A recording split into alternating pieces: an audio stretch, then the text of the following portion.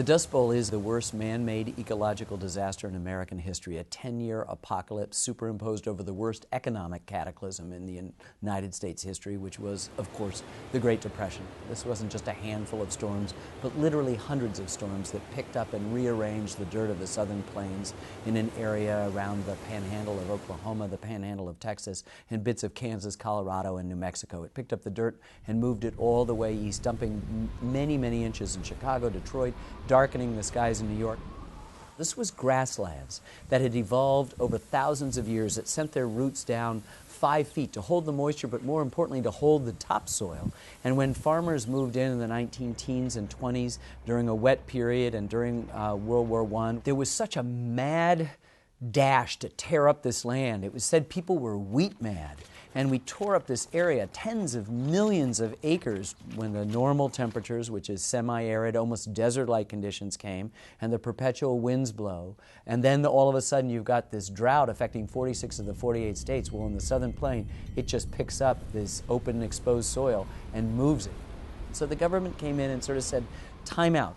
The Soil Conservation Service said, let's go back to the old plow. Let's do contour plowing. Let's rotate our crops. They were essential in teaching farmers techniques that helped to mitigate the effect of the dust storm and helped keep and preserve what little topsoil was left in that area, and to return to grassland a significant part of that area so it acts as a buffer. And so we need to take the lessons not only of climate change, but of the Dust Bowl to begin to plan long-term for our future, to do something which human beings don't really like to do. We live in the moment. We're so sure, as those farmers did, there would always be rain, they would have bumper yields, and of course, it didn't happen. So the Dust Bowl is one of the great cautionary tales of all time.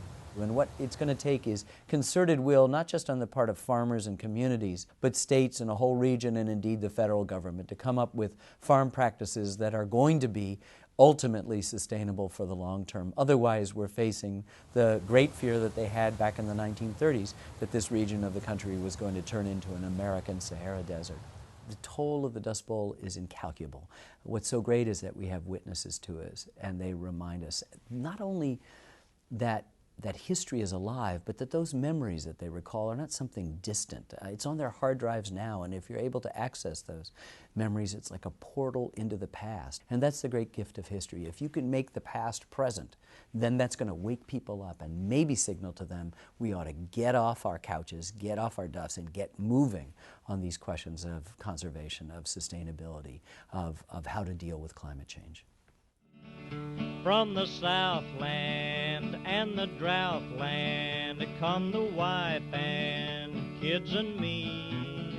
And this old world is a hard world for a Dust Bowl refugee.